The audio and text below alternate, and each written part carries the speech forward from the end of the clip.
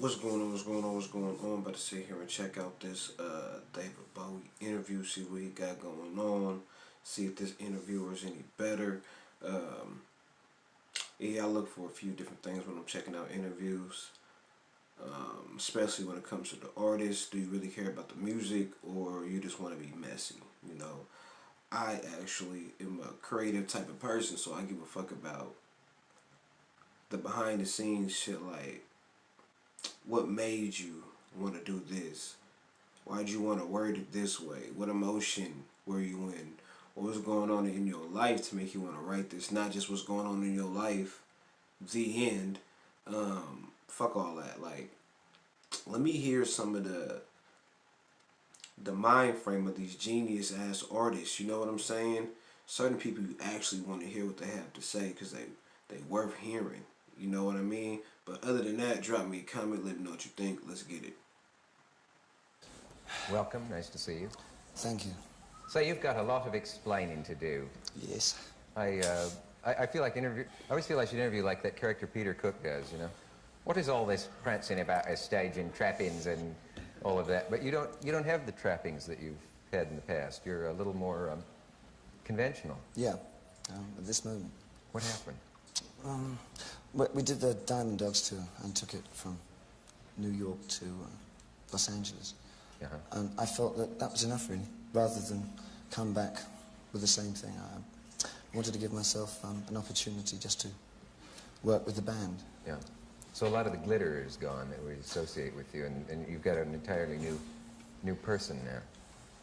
No, you haven't. Où sont les glitz de yesteryear, or something like that. No. Is the offstage Bowie likely to surprise people? I have had the weirdest reactions from people who know you're going to be on. Some of them say they'd be scared to sit and talk with you. Some people said you would bite my neck. It's not very peculiar kind of thing. It's what you want, really, isn't it? And what do you think I'm like? Well, I've only met you over the phone and a little bit backstage, and to me you seemed like, I hope this doesn't insult you, a working actor. I mean, That's right, that's very good. You know, I mean, what are you drawing? It's therapeutic. No, you know, some people thought, there's a lady who said, I don't know if I'd want to meet him. He would make me very nervous. I have a feeling he's into black magic and that sort of thing.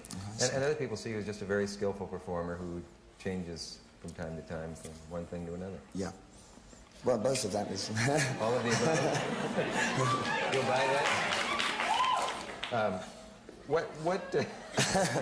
I have a person of diverse interests, but not... Sure.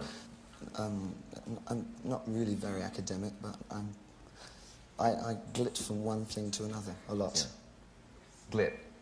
It's like flip, but it's the 70s version. One letter later in the alphabet. This is incredible. Picture. It's very striking. The first time you see it, I remember the first time this album appeared in a record store window, and I could see it actually stopping traffic on the sidewalk. This is the picture you send to the draft board, obviously, saying keep this boy around.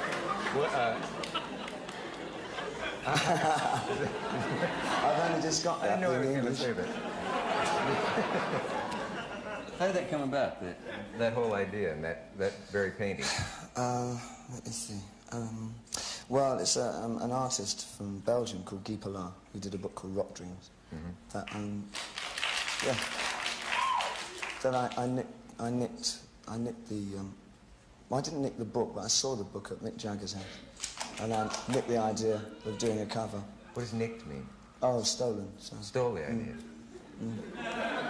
Gank that ass. Does this make you nervous to sit without your band and with everything and just to chat a little bit? Oh, let's carry on talking. Don't ask me that. Oh. Otherwise, I'll wonder. You'll I'd start rather thinking not know about it. if I'm nervous until... Okay, I won't worry about that. Okay. Where's the kick for you, David, in performing in performance when you're on stage? That's it. Complete. Really. Being there. Yeah. The entrance. I can imagine that it would be very exciting profession. I mean, to stand there with that... There are people in the world who've never stood on a stage. Those of us who have forget this. I mean, to stand on a giant stage like that with a band behind you.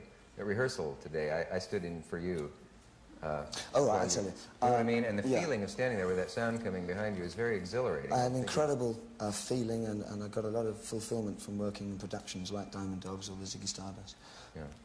But it was one of putting together lots of bits and pieces and loose ends and directing the whole thing and remembering 1,000 things at once. So that was one kind of fulfillment. But now that I'm working just with the band and singing, which is something I haven't done for years, just stand there and sing my songs, yeah. I'm finding a new kind of fulfillment. I'll go back to doing productions. You will? Oh, yeah. I just wanted to go out and sing my songs as a singer-songwriter for a bit. Yeah. And then I'll... Okay.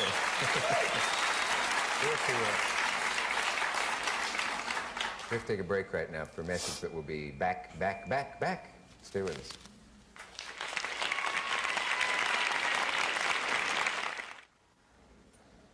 David, what kind of student were you in school? As I say, not very academic. I'm pretty... Yeah. I suppose I was considered arty. Arty? Yeah. But did you go through college or to college or? Oh, yeah. I went to a technical college near London that had an art course for people from 12 upwards who couldn't do anything else much, like maths or physics or something. Yeah. So I took art. Art. You know that Jagger studied economics. Yes. And yeah. I mentioned that once when he was on, and some of his fans were disappointed to hear that. And he was at the London School of Economics. Yes. And it ties into something you said in an interview you did with William Burroughs, which I thought was interesting if it's in fact true. Oh, don't believe it. Well, everything ties in with something else you said, which is don't ask me any questions because I'll say something different every time. But taking a chance here, taking a stab in the light, you said that the lives of the rock stars are really not as strange as the lives of the fans, and that the fans actually, it's an interesting point, that the fans sort of envy the stars, but in effect, the stars live more conventional lives and envy the fans. And it strikes me as odd, the idea that, fans are out shoving, I don't know, nutmeg under their cuticles or something and trying to be really freaky. And you and Jagger are sitting around discussing economics before the Anschluss in the Benelux nations or something. Am I exaggerating this? No, he speaks economics and I don't understand him. But is this in fact true? What is your private life like without being too personal? Oh yeah, do. Thank you. All right. Thank you. All right. Well, be fairly no, prosaic, what I meant is that when I first started, I could get out and about a bit, and I used to go to clubs and dance, and that was quite easy. Yeah. And I sorted out what I wanted to wear and what I wanted to do. But later on, when things became slightly cocooned, Slightly what? Cocooned. Oh. I was kind of, in there somewhere. Yeah. I found that I was seeing what everybody else was wearing when I used to come to the shows, and I thought, I'm kind of out of it a bit. So it ends up that I kind of get influenced by people come to see me. I mean, canes, you see. I mean, I saw a person with a cane once, of course. Yeah. But then, somebody started bringing them to the gigs, and I really liked them. So I started using them. So it wasn't me, it was them. You've been influenced by your audience and your style. Yeah, I think you are a lot. How do you dream up your latest manifestation? You know what I mean? Do you? Which one particularly? In any case. Do you sit at a sketch pad? Do you work from your own dreams? Do you have visions? Travel. I mean, I'm in a very lucky position of not wanting to fly. So I take a ship or a train or something. You won't fly? No. I read you took the Trans-Siberian Railway somewhere. Yeah, that's one of the things that... Yeah, it was right through Russia, from Nahodka through to Moscow. And from Moscow, Warsaw, East Berlin, got chucked off there, threatened to send back to Moscow. Why won't you fly? It scares me. I'm afraid the plane will come down when it isn't supposed to. I don't like the feeling of going up at that speed. It always feels like something running very fast and then like going to the edge of a cliff and then jumping and opening to get to the other side. I like that, though. Well, it should be like if it's like just goes like that. Yeah. Like us also. Why do rock stars tend to have premonitions of doom? It seems to be a theme in their work and in their life. Oh, because they're pretty nutty to be doing it in the first place, anyway. Is that what it is? Yeah. Got a very tangled minds, very, very messed up people. Do you ever try to picture yourself at 60?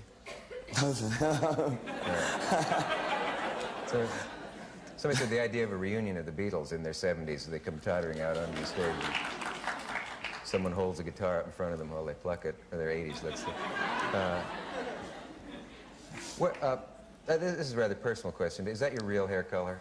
Of course it isn't. I've never said it. No. I know the answer to that. I'm a blonde. When you walk around New York and a hard hat says, "Hey, sweetheart," you know, I drive around New York. Witty That's correct. Good idea. What do your parents do for a living? Well, my father's dead, and my mother has a small flat, and I think she's got a day job. Does she have trouble explaining you to the neighbors who say, are you any relation to that? I think she pretends I'm not hers. No, she doesn't talk much, you know, she doesn't, I don't think we were never that close, particularly. We have an understanding. Yeah. It's not true that your real name is Menimsha Spiegelgas, is it? Yeah. Rumor. Is it really? You didn't want that revealed? I was waiting for you to reveal it. Well, I'm sorry if you didn't want that out, but what is black noise? Black noise? Yeah. Black noise is something that Burroughs got very interested in. It's yeah, intriguing. Well, no, it's one facet of black noise is that everything, like a glass, if an opera singer hits a particular note, the vibrations are that of the metabolism of the glass, and it cracks it, yeah?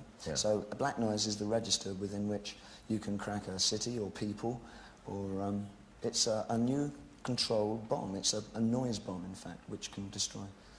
Is it a real thing? I mean, is it something that's actually somebody's experimenting with? It was invented in France. Could a tyrant use it to... Well, until last year, you could buy the patent for it in the French patent office for about equivalent of $3-4. And it would wipe out it's concentrated. It depends how much money you put into it. I mean, a small one could probably kill about half the people here, but a big one could destroy a city, or even more. I mean, it's a weird idea. Don't look at. It's not my idea. No. Let's not give the instructions on how to do it. Can you recommend a good book to your fans? Sure, you asked. A good book. What, this week? Apart from yours? Oh, do I have a book out? Yeah. Oh, no, I walked into that. No, I wondered if you... Last thing I read, you said that Kerouac was important to you, but that's a long time back. What are you reading? I didn't say I'm reading Machiavelli. You're reading Machiavelli? No. Oh. What would you read? What am I reading? What would we find on your coffee table in your apartment in... At the moment, mainly pictures. I bought Diane Arbus's book of photographs. It's a photographer that I like very much. Yeah. Could I ever do a walk-on in your show? I've got to know what it feels like to stand on stage in a big production thing like that. In a production? Screw up your... Well, if I had a part for you, yeah. Yeah.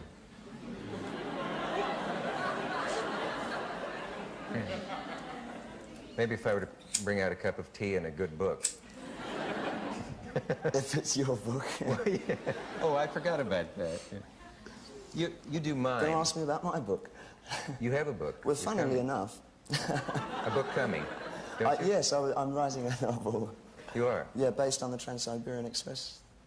Oh, really? Mm-hmm. That's it. Now you can ask me the next one. I'm glad to know that. How do you say your wife's name? I've seen it printed Angels and Angela. Which is the typo? Angela. Angie.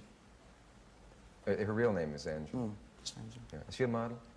Is she what? A model or an actress? Or I No, saw she one was, very attractive picture of her. No, she was an intellectual that went to school in Switzerland and has a vast capacity for knowledge and runs around, does theses on everything. Yeah. And how do you say your son's name? Zoe. Your son's name is Zoe Bowie. Yeah. Is it true that Frank Zappa has a child named Moon Unit? Yes. Can you imagine growing up, kids in a tough neighborhood, hey, Moon Unit. Do we have a message? We will take a break here and we'll be right back. So, you know, somewhere someone is writing a learned paper in a university called something like Jagger and Bowie, Prophets of a Pluralistic Society, and, you know, this... Prophets of Doom or something. Do you read this stuff? And you see critics write very elaborate intellectual analyses of your work and other people's. Does this put you to sleep? The bad ones. I always read the good ones. Yeah. Do you want to be understood? You know what I mean? Ziggy Stardust Absolutely nothing to understand. I mean, was concerned with famine in the world and so on, and prophecies of the world running out of food and stuff like that. I'm a storyteller and a story writer, and I decided that I preferred to enact a lot of the material I was writing rather than perform it as myself. At this moment, I'm performing as myself, but I will continue in the future, after I've done what I wish to do at the moment, return back to writing stories, and I will enact them again, and I don't care what anybody says. I like doing it, and it's what I shall continue to do. Well, I'm not stopping you. You know, it's not, and nothing that I do is on any kind of intellectual slant. You got no mission. No, it's just... yeah. Oh. Can you do anything about their ripping London apart? I've been there about 7 times. We were talking about this the other night, and you told me the appalling news that they've torn down Whistler's house, the artist. From what I've heard, the Is Peacock Buckingham Palace a McDonald's stand yet? I can't believe that what they're doing. You have a lot of influence. Not since I bought it.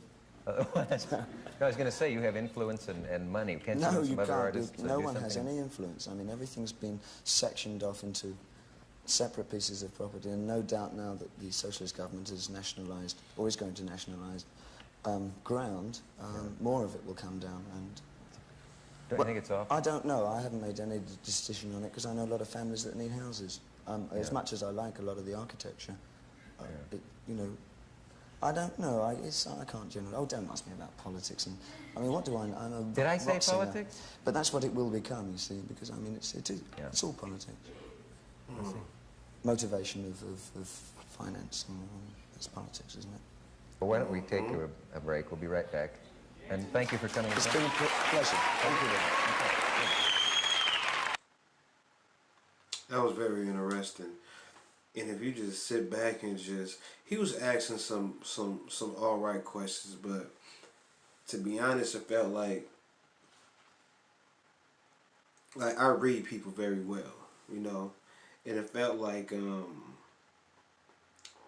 interviewer was kind of irritable because Bowie didn't give him that interest that he wanted to dive deeper into his personal business. You know what I'm saying? As you shouldn't even been thinking about that in the beginning. You could have got a way better interview if you would have just stuck to... There's a lot of shit you could be asking this man. Like, if you listen to his music, I'm not even nowhere near over 20 songs heard, and I get the message. Like, it's deeper than the bullshit that these motherfuckers is trying to ask him on an interview. Like I'm waiting on that one interviewer to sit here and really get me some answers. You know, shit that I want to hear. Like, give me the mind of the genius. Like, let that motherfucker talk. Like, let me learn something type shit. Like, really, that's what I want to see. But I'm gonna be checking more interviews out, more performances and things like that. So drop me a comment, let me know what you think.